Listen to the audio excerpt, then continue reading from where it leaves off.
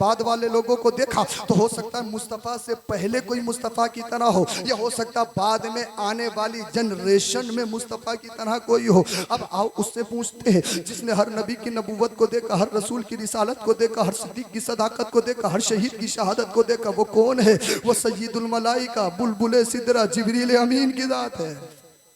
बोलिए बोलिए किसकी जात है? मैं तकरीर खत्म करने वाला हूँ। वो जिब्रील अमीन की जात है।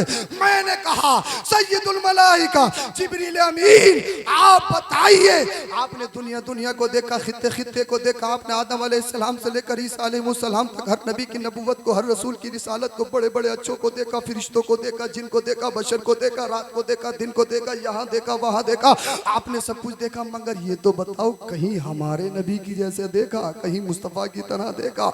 जब जिब्रील अमीन से कहा गया तो जिब्रील अमीन कहते हैं क़ल्लब्तुल अर्ज़ मशारिक़हा व मग़ारिबहा लम अजिद मिस्ला मुहम्मद। मैंने मशरिक़ को देखा, मगरिब को देखा, देखा ही नहीं बल्कि टटोल टटोल के देखा, छान छान के देखा, जुस्तजू से देखा। एक देखना होता देखा, आप अपने घर अपने घर, एक होता है उसकी चालो चलन देखना, उसका खाना देखना, उसका पीना देखना, टटोल टटोल के देखना, छान छान के देखना, जुस्तजू से देखना। तो जिब्रील अमीन कहते हैं मैंने जो देखा है ना वो उलट उलट के देखा है, पलट पलट के देखा है। मैंने पहली जमीन को देखा, दूसरी को देखा, तीसरी को देखा, चौथे को देखा, पांचवें छठे सातवें को देखा, तहतुस्सरा को देखा, पलट पलट के देखा, कहीं तो मोहम्मद की तरह मिल जाए, कहीं तो मोहम्मद की तरह मिल जाए। पहले आसमान को देखा, दूसरे को देखा, तीसरे को देखा, चौथे को देखा, पांचवें छठे सातवें को देखा, कहीं तो मोहम्मद की तरह मिल जाए। मशरिक देखा, मगरिब देखा, उत्तर देखा, दक्षिण देखा, यहाँ देखा, वहां देखा, दिन में देखा, रात में देखा। मैंने बच्चे को देखा, जवान को देखा, बूढ़े को देखा, काले को देखा, गोरे को देखा, हर सिफत वाले को देखा,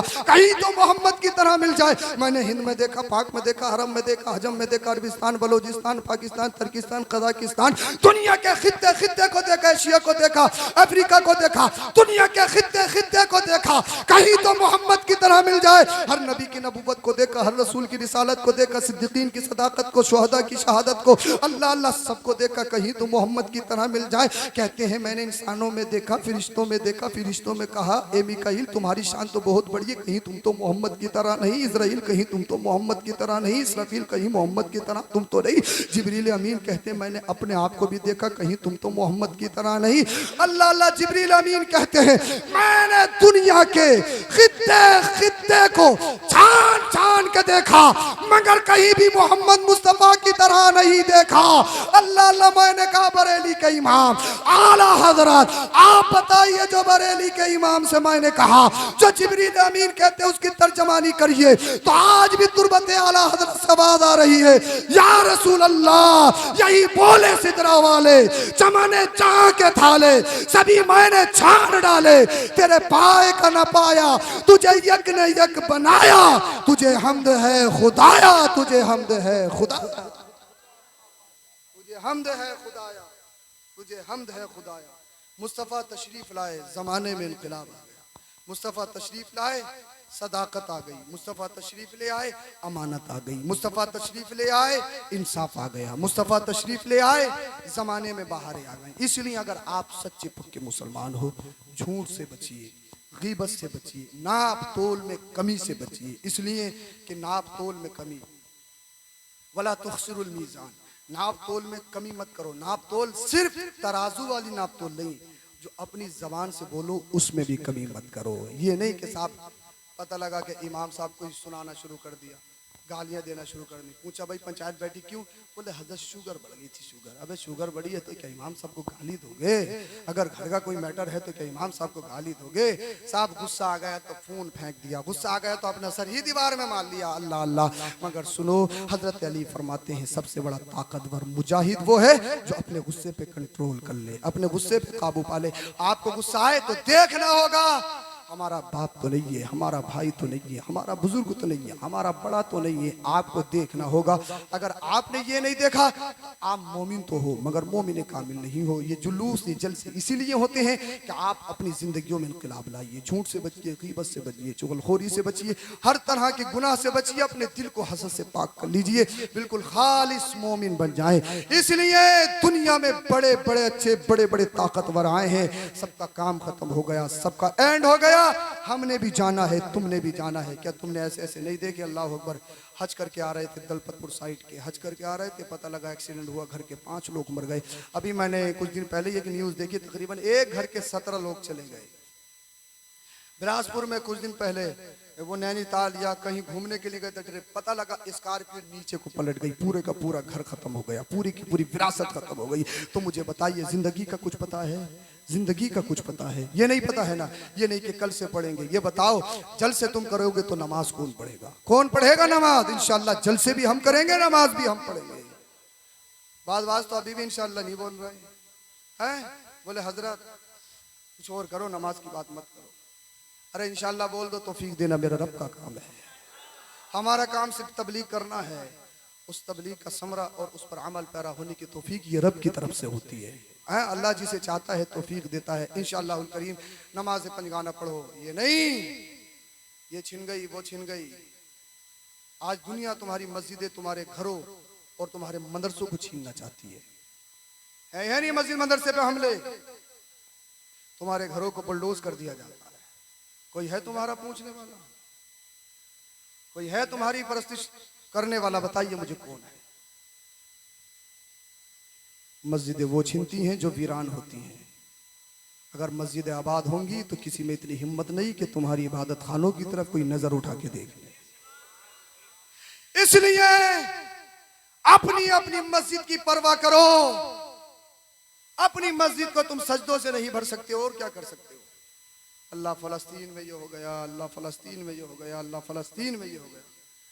हम सजदे में जाने के बाद फ़लस्तीन भाइयों के लिए दुआ नहीं कर सकते तो क्या कर सकते? क्या कर सकते हैं आप ये बताइए? हम कुछ नहीं कर सकते। और जितने मुस्लिम ममालिक हैं ना पास में, सबके मुंह में दही जमा हुआ है, दही। जब इंसान ममलिकत के लिए लड़ता है, सल्तनत के लिए लड़ता है, अपने घर के लिए लड़ता है, उसे दीन की परवाह नहीं होती। मदीने वाले मुस्तफ़ा ने तो ये इरशाद फरमाया था, सुनो सुनो, इन्नमल मुमिनूना इख्वा, तुम आपस में भाई भाई हो, चाहे हिंदुस्तानी हो चाहे किसी भी खित्ते का रहने वाला हो, अगर कलमे का शरीक है तो वो हमारा भाई है। मदीने वाले मुस्तफ़ा ने फरमाया था, तुम एक जिस्म की तरह हो। अब बताइए, अगर उंगली में चोट लगती है तो सिर्फ उंगली में दर्द होता है या पूरी बॉडी में एहसास होता है? अगर आपके कान में दर्द हो तो पूरी बॉडी में एहसास होता है। इसीलिए अगर फ़लस्तीनी भाई को अगर चोट लगे तो हमें दर्द होना चाहिए, हमें एहसास होना चाहिए। ये नहीं कि फेसबुक पे स्टोरी ठोक दी, व्हाट्सएप पे स्टेटस लगा दिया, ट्विटर पे ट्वीट कर दिया, बस साहब हो गए। जिसने ट्वीट नहीं किया साहब, उसने ये नहीं किया, जिसने फेसबुक स्टोरी को लाइक नहीं किया साहब, तो ये हो जाएगा, ये हो जाएगा, ये हो जाएगा। अल्लाह अकबर। सिर्फ स्टेटस स्टोरी से कुछ नहीं होने वाला है। इनकलाब लाओ, इनकलाब। और इनकलाब कैसे आएगा? अल्लाह अल्लाह आज कहते हो, अल्लाह मोहम्मद बिन कासिम भेज दे, खालिद बिन वलीद भेज दे, टीपू सुल्तान भेज दे। क्या टीपू सुल्तान आसमान से बारिश में नाजिल होंगे? नहीं, तुम ही में से किसी को टीपू सुल्तान बनना पड़ेगा, तुम ही में से किसी को खालिद बिन वलीद बनना पड़ेगा। मगर कैसे? कैसे? कैसे? शराब पी के, जुआ खेल के, नशा करके? बताइए मुझे कैसे? कैसे? प्यारे नबी सल्लल्लाहु अलैहि वसल्लम की प्यारी सुन्नत को गंदी नालियों में बहा के बताइए कैसे? माँ बाप की तौहीन करके, उलमा की शान में गुस्ताखियां करके मुझे बताइए कैसे? जो गैरों के तरीके थे वो हमने अपना लिए हैं। हम अपने मिशन को भूल गए, हम अपनी तालीम को भूल गए, हम अपने बैकग्राउंड को भूल गए, हम अपने असलाफ को भूल गए। अरे चलो इस शान के साथ चलो, दुनिया वालों को बताओ हम तुम्हारे गुलाम नहीं हैं, हम तो मदीने वाले मुस्तफा के गुलाम हैं, करबला के हुसैन के गुलाम हैं। दुनिया तुम्हारे कदमों में होगी। सच्चे पक्के मुसलमान बन जाइए और बहन बेटियों की हिफाजत कीजिए। हमारी बहन बेटियां इर्तिदाद का शिकार हो रही हैं, गैर मुस्लिमों के साथ फरार हो रही हैं। और सबसे ज्यादा मामला पूरे हिंदुस्तान में अगर कहीं के हैं तो वो आपकी बरेली के हैं। न जाने साजिश है बदनाम करने की या क्या है, मगर मुंह को कलेजा आता है, आंखों में अश्क आते हैं जब जब खबर सुनने को मिलती है। अपनी बहन बेटियों को पढ़ाओ, जॉब के नाम पे, पढ़ाई के नाम पे। ईमान सबसे बड़ी चीज है, ईमान से बढ़कर कोई चीज नहीं। अकीदा सबसे बड़ी चीज है, अकीदा सबसे बड़ी चीज है। ईमान और अकीदे से बढ़कर कोई चीज नहीं। इसीलिए अपनी बहन बेटियों को हजरत फातिमा ज़हरा की सीरत बताओ और उन्हें बताओ जॉब एक तरफ है, पढ़ाई एक तरफ है, सब कुछ एक तरफ है, मगर सबसे पहले ईमान और अकीदा है। ईमान और अकीदे से बढ़कर कोई चीज नहीं है। अपनी बहन बेटियों से भी गुजारिश करूंगा, अपनी माओ से गुजारिश करूंगा, अल्लाह और उसके रसूल का वास्ता, ईमान है तो सब कुछ है। ईमान का सौदा कभी मत करना, अकीदे का सौदा कभी मत करना। और लास्ट बात आपके लिए पैगाम ये है, आप देख रहे हैं वक्फ का मामला चल रहा है, वक्फ, और आप सब ने क्यूआर कोड स्कैन भी किया, मस्जिदों में उलमा ने स्कैन भी करवाया, करवाया या नहीं करवाया? जानते हो वक्फ किसे कहते हैं? 95% मुसलमानों को मालूम नहीं होगा कि वक्फ क्या है। अवाम नहीं, अवाम तो बहुत दूर की बात, खवास को भी बहुत सारों को मालूम नहीं कि वक्फ क्या है। आपके आबा अजदाद ने, पुरखों ने, जो अल्लाह और उसके रसूल की रजा के लिए जमीनें इस्लाम, कौम और मुसलमानों के लिए छोड़ी हैं, उसको वक्फ कहा जाता है। मस्जिद वक्फ होती है, मदरसा वक्फ होता है, कब्रिस्तान वक्फ होता है। और वक्फ का हुक्म यह है, ला तग़यीरुल वक़्फ़ि अन हयतिही, ला यजूज़ु तग़यीरुल वक़्फ़ि अन हयतिही। वक्फ को उसकी असली हालत से नहीं बदला जा सकता। अल वाजिब इब्क़ाउल वक़्फ़ि अला मा काना अलैह। वक्फ जिस चीज पर है उसको उसी पर रखना वाजिब है। मस्जिद मस्जिद ही रहेगी, मस्जिद को मदरसा नहीं बना सकते। एक मस्जिद में लोटे फीके फिर रहे हैं, बहुत हैं, और दूसरी मस्जिद में एक लोटा भी नहीं है, तब भी इजाजत नहीं है कि एक मस्जिद का लोटा दूसरी मस्जिद में पहुंचाओ। अजी अब तो हाल ही बुरे हैं साहब, पता लगा पूरा मोहल्ला मस्जिद से पानी पी रहा है। अब तो हाल ही बुरे हैं, सुबह होती नहीं है साहब, सब लोग मस्जिद में नहा रहे हैं, हालात बुरे हैं। मगर अल्लाह अकबर कबीर। और ऐलान देखो तो साहब, मोची के, चोरी के, अब जो चीज बिकने आ रही है तो उसका ऐलान हो रहा है। अजीब सा माहौल है, अजीब सा। मगर वक्फ उसको बदल नहीं सकते। मस्जिद वक्फ है, मदरसे वक्फ हैं। अल्लाह अल्लाह, मुझे बताइए एक बात और बता दूं आपको, ये साहब आपके समर्थन की जरूरत कैसे पेश आई? क्यूआर कोड स्कैन करने की जरूरत क्यों पेश आई? फैसला चुनिंदा लोग करते हैं या सब करते हैं? कमेटी क्यों बनाई जाती है? अरे मस्जिद का जो सदर होता है या मुतवल्ली होता है वो क्यों बनाया जाता है? इसीलिए तो ये पूरे महल्ले का जिम्मेदार है, इसकी रजा पूरे महल्ले की है। जो प्रधान या चेयरमैन होता है उसका क्या मतलब होता है? उसका मतलब यही तो होता है कि इसकी रजा पूरी बस्ती की रजा है? अल्लाह अकबर कबीरा। आज बिल का मामला, वक्फ का मामला तुम्हारे हाथों में दे दिया गया, ये भी एक साजिश है। आपको जिन्हें वोट देकर सदन में पहुंचाया है, जिन्हें आप हमेशा से वोट देते आए हैं, और वो पार्टियां जो अपने आप को सेकुलर कहती हैं, चाहे वो कांग्रेस हो, चाहे वो समाजवादी हो, या दीगर पार्टी, मैं इन सब से कहूंगा और आप सब भी कहोगे, क्या सिर्फ मुसलमान आपको इस्तेमाल के लिए नजर आता है?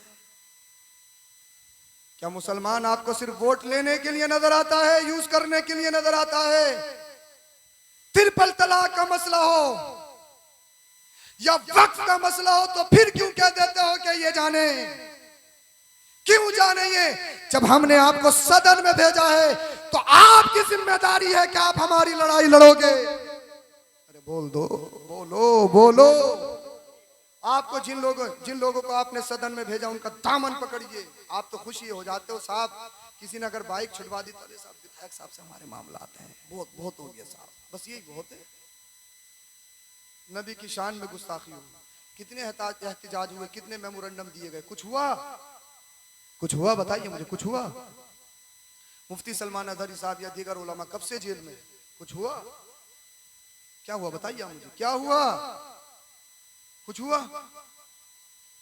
मेरे एहतिजाज करने से, आपके एहतिजाज करने से क्या होगा? अगर मैं आपको रोडों पे ले जाऊं, पुलिस आएगी तो मैं भी ठोकेगी। जो मजबूत आदमी होते हैं उन्हें एक तरफ कर दिया जाता, मजहबी आदमी को, जो गरीब होते हैं, जो रिक्शा चलाने वाले होते हैं, उन पे मुकदमे होते हैं। बताओ उनके मुकदमे कौन लड़ेगा? जो रोज कमाता है, बच्चों को खिलाता है, अगर जेल चले गए तो कौन उनको छुटाएगा? एहतिजाज से कुछ हुआ? प्रोटेस्ट से कुछ हुआ? मेमोरेंडम से कुछ हुआ? तो आपने जिन लोगों को सदन में भेजा है उनसे कहिए हमें पक्के रोड नहीं चाहिए, हमें मकान नहीं चाहिए, हमें खाना नहीं चाहिए। हम भूखे तो रह सकते हैं, हम गारे में तो चल सकते हैं, बगैर छत के मकान में तो रह सकते हैं, मगर जिस सरजमी पर नबी की शान में गुस्ताखी हो हम ये बर्दाश्त नहीं कर सकते। हमें कुछ नहीं चाहिए, एक कानून ऐसा चाहिए जिस कानून में उनमें हमारे नबी की इज्जत की बात हो। अरे बोलो बोलो जरा सुभान अल्लाह। मेरे साथ इत्तिफाक कीजिए, ये हमें चाहिए। और अगर कोई बोले मैंने तकरीर खत्म कर ली है, लेकिन जो हसास मौजू वो बता रहा हूँ, बात खत्म हो गई मेरी। लेकिन अगर कोई मौलाना बोले तुम्हें सियासत से क्या मतलब, तुम्हें सियासत से क्या मतलब, और किसे है जो कुछ जानते नहीं, फैसला उन लोगों से करवाते हो जो गालियां ज्यादा दे लेते हैं। वो फैसला करना जानते हो कितना बड़ा काम है। पंचायत, जिसे पंचायत बोलते हैं, पंचायत आसान थोड़ी है, उसे सीखना पड़ता है, उसका इल्म आता है। बाबुल कदा किताबों में फिक़ह में पूरा पूरा बाप बांधा उसका कि फैसला कैसे करना। ये थोड़ी 4 बीघे मारिए 1 लाख रुपए किसी ने मार लिए तो बोले 50 से दे दो, 50 से दे दो। अरे 50 तो उसके फिर भी चलेगा, क्या तीर मार लिया तुमने।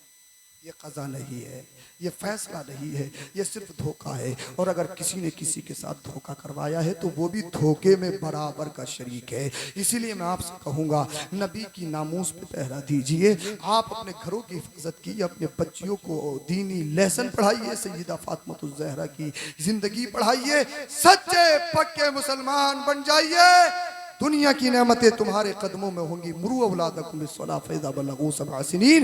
जब बच्चे तुम्हारे 7 साल के हो जाएं, नमाज पढ़ने का हुक्म दो, खुद भी पढ़ो, बच्चों को भी पढ़वाओ। अल्लाह पाक हम सबों को अमल की तौफीक बख्शे। कलमा शरीफ पढ़िए, ला इलाहा इल्लल्लाहु मुहम्मदुर रसूलुल्लाह अस्तगफिरुल्लाहल अज़ीम व मा अलैना इल्लल बलाग। अस्सलामु अलैकुम व रहमतुल्लाह। अगर आप चाहें तो 2-3 शेर सुनवा दूं किसी से, 2-3 शेर सुनवा दूं किसी से, फिर सलाम। नवाज शरीफ साहब किधर है?